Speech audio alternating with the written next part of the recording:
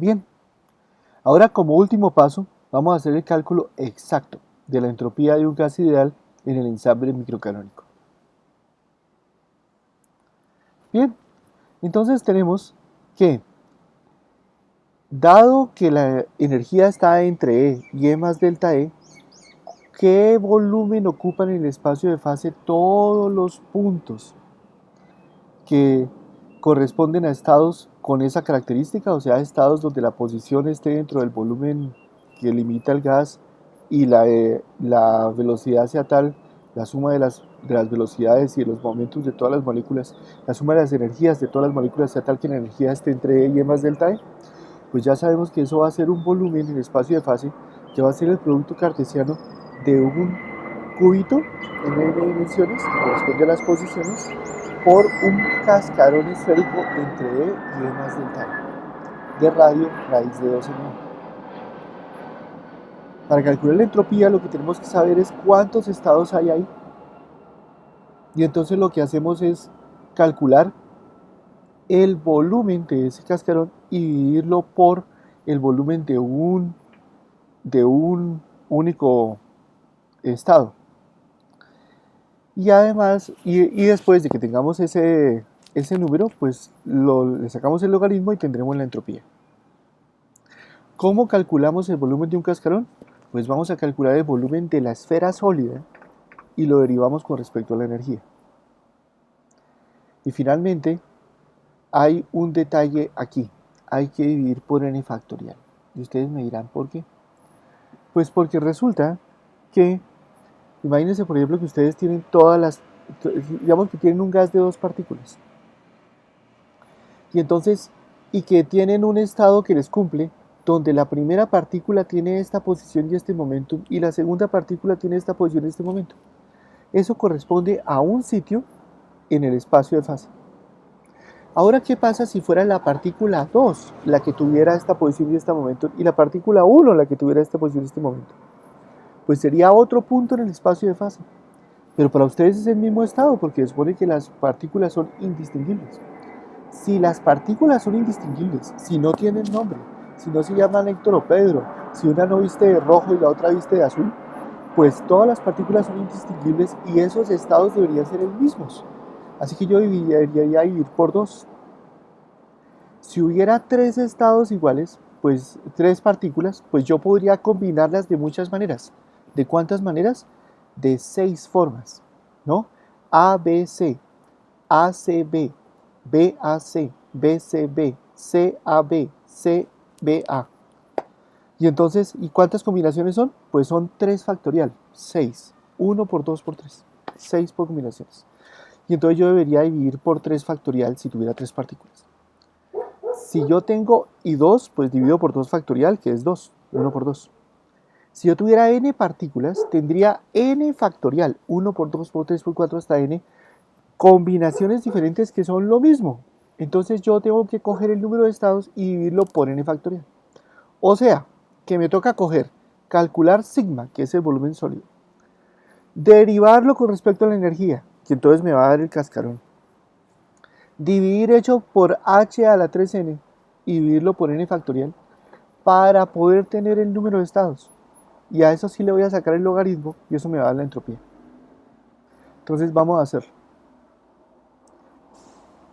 el primer paso, entonces es ver cuál es...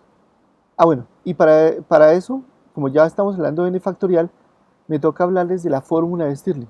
En algún momento voy a tener que sacar el logaritmo de n factorial.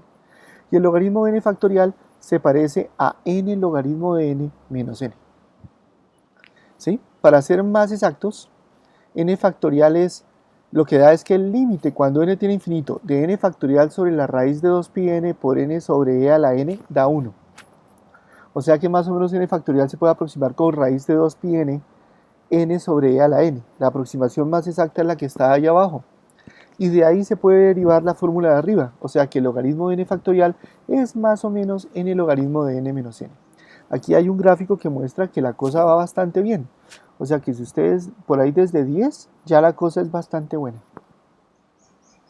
Entonces, nosotros que estamos trabajando con 10 a la 23 moléculas, pues eso es mucho más grande que 10 y la aproximación es prácticamente exacta. Entonces, cuando tengamos que sacar el logaritmo de n factorial, aproximemos esa fórmula. El logaritmo de n factorial es n logaritmo de n. Esa se llama la fórmula de Stirling y todo estudiante de mecánica estadística se la tiene que saber de memoria después del curso, porque es que eso es una de las cosas que se usan todo el tiempo. Así como la fórmula de la gaussiana, ¿no? O sea, uno se lo sabe todo el tiempo. Bien, entonces ya con esas herramientas, ahora sí hagámosle. ¿Cuál es el volumen en el espacio de fase de todos los estados que nos interesan? Pues es la multiplicación del cubito, que es b a la n, por el cascarón esférico. Bueno, por la esfera, ¿no? Si queremos el estado sólido. Y una esfera en d dimensiones, ¿qué volumen tiene? Pues una esfera en d dimensiones tiene un volumen que es pi a la d medios sobre gamma de d medios menos 1. Y ustedes preguntarán, ¿y qué es esa función gamma? Se las presento. La función gamma es una extensión de el factorial. O sea, la función gamma se define de esta forma. Gamma de z es la integral desde t igual a 0 hasta infinito de t a la z menos 1 e a la menos t de t. Y entonces uno puede integrar por partes. Por ejemplo, podemos hacer la demostración integrando por partes de que gamma de z más 1 es z por gamma de z. Si n es entero, gamma de n más 1 es n factorial. Y la fórmula de Stirling también aplica a gamma. Logaritmo de gamma de z más 1 es aproximadamente z logaritmo de z menos z. Z puede ser cualquier número real o complejo, con una sola excepción. No pueden ser números enteros negativos. O sea, gamma de menos 1 no existe, gamma de menos 2 no existe, gamma de menos 3 no existe. Aquí hay una gráfica bonita que muestra cómo es eso.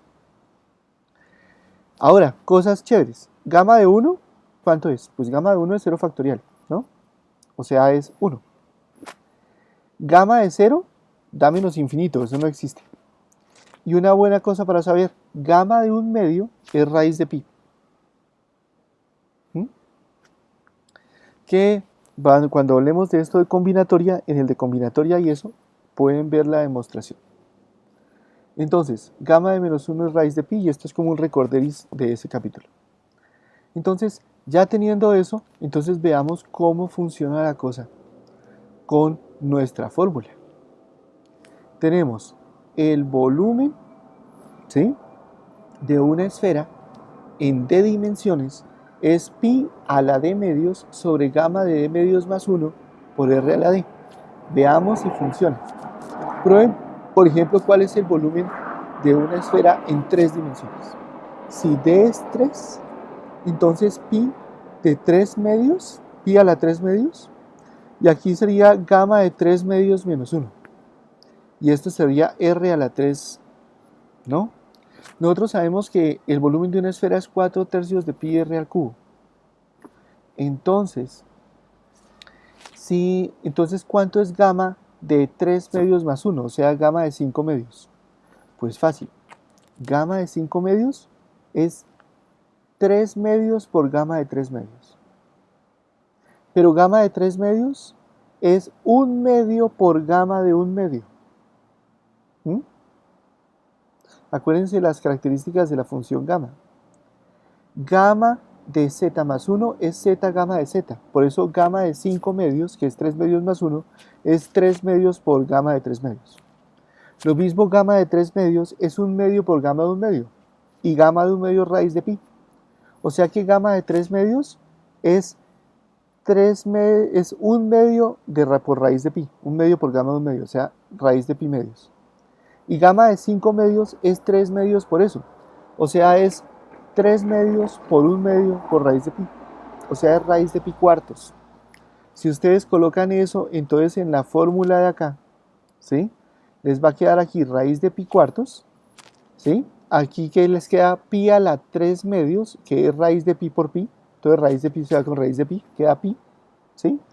Y abajo queda 3 cuartos, y eso volteado queda 4 tercios, o sea que nos queda 4 tercios de pi radio al cubo.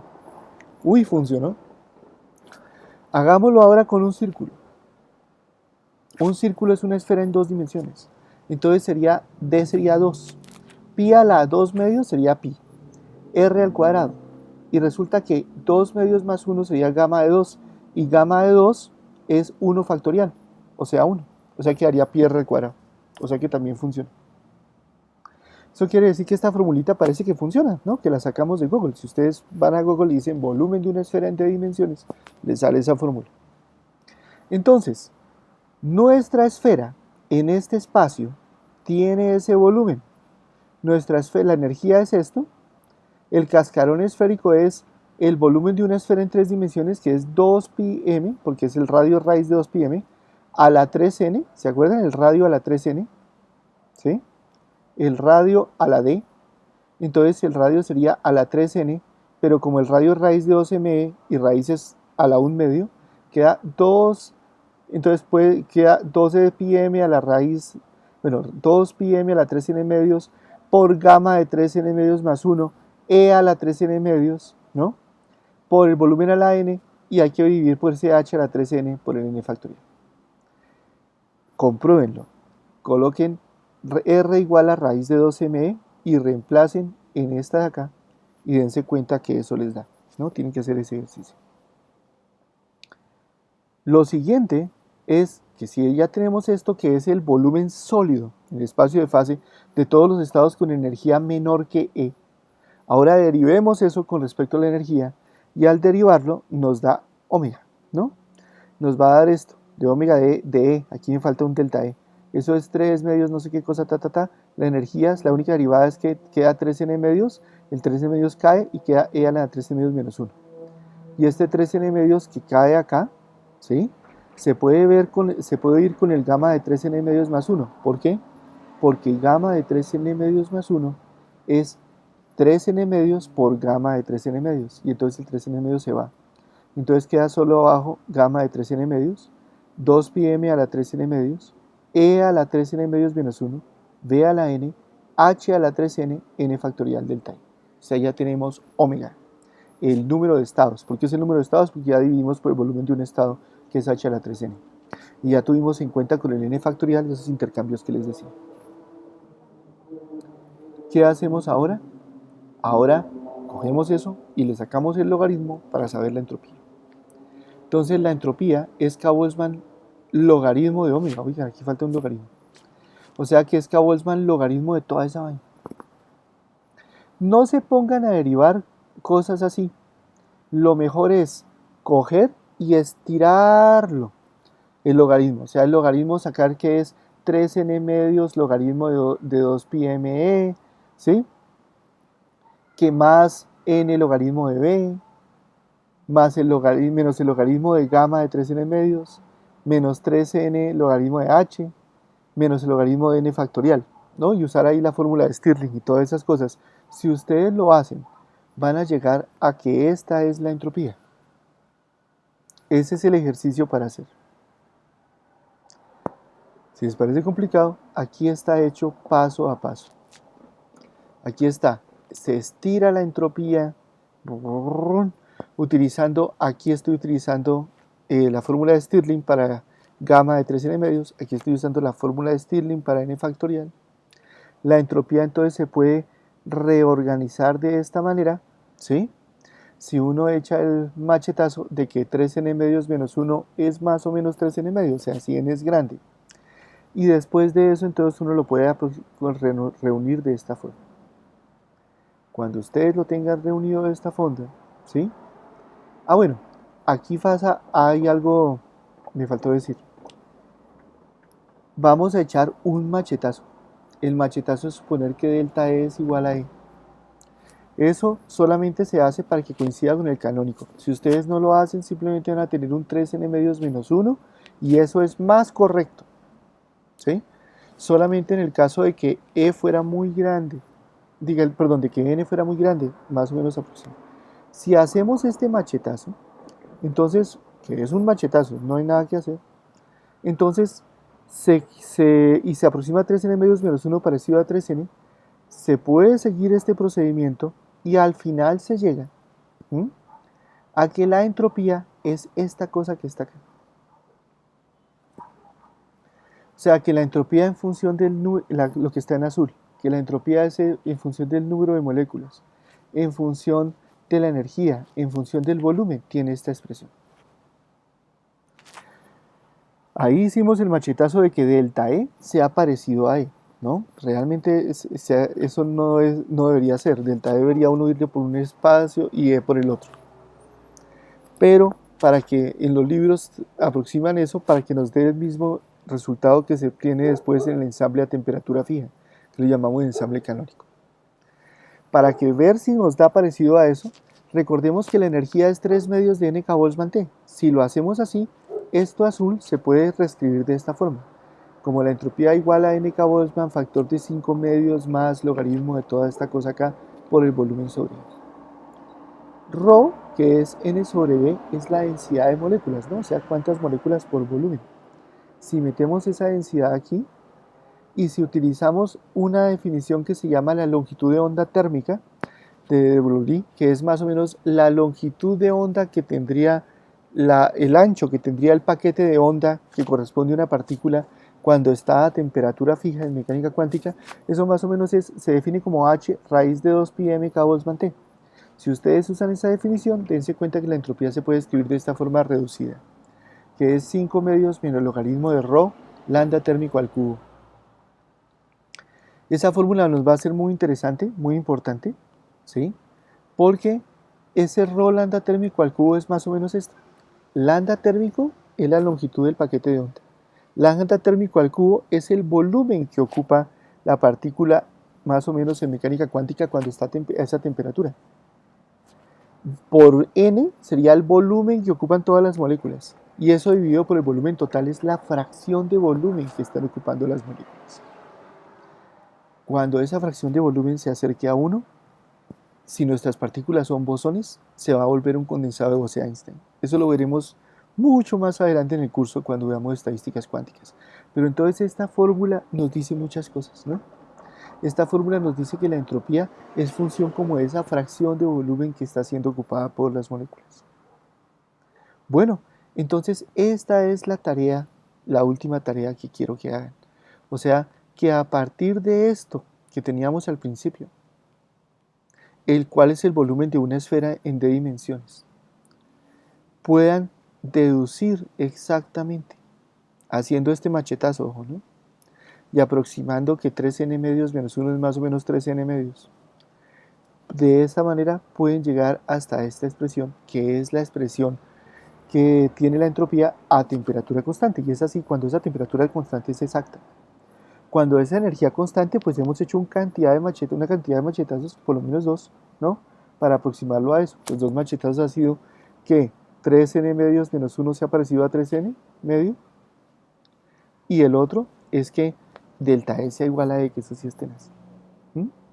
Pero entonces, eso es simplemente para darnos cuenta que con algunas aproximaciones, si n es muy grande, eso se va a parecer a lo que después obtendremos en el caso canónico.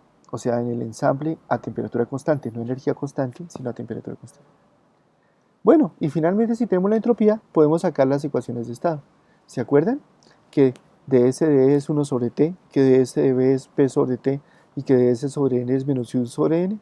Bueno, pues a ustedes les toca ahora derivar esta expresión que tenemos aquí. Si quieren más bien la azul, deriven la azul, y se pueden dar cuenta entonces que pueden llegar a cuáles son las expresiones para 1 sobre t, para la temperatura, para el potencial, para la presión, que les debe dar la ecuación del gas ideal, y para menos mu sobre t, que les va a dar una expresión para el potencial químico. Y me cuentan cuánto les dio. Entonces la tarea así es que cada uno me mande un PDF del resultado final, ¿no? Listo. Bueno, muchas gracias. Eso fue todo. Hasta la próxima. Si hay preguntas, por favor, me las hacen llegar al chat. Por favor, pidan un chat y yo les doy un chat en unas estas horas de la noche. Y ahí la vemos. ¿Listo? Bueno, gracias. Que estén bien. Me mandan un correo a mi correo pidiendo, profe, quiero tener una sesión de chat. Entonces la cuadramos. ¿Listo? Puede ser de 8 a 10 de la noche o de 6 a 8 o una cosa. O de 5 a 7, mejor. De 5 a 7 en uno de estos días. ¿Listo? Gracias. Así quedamos. Hasta luego.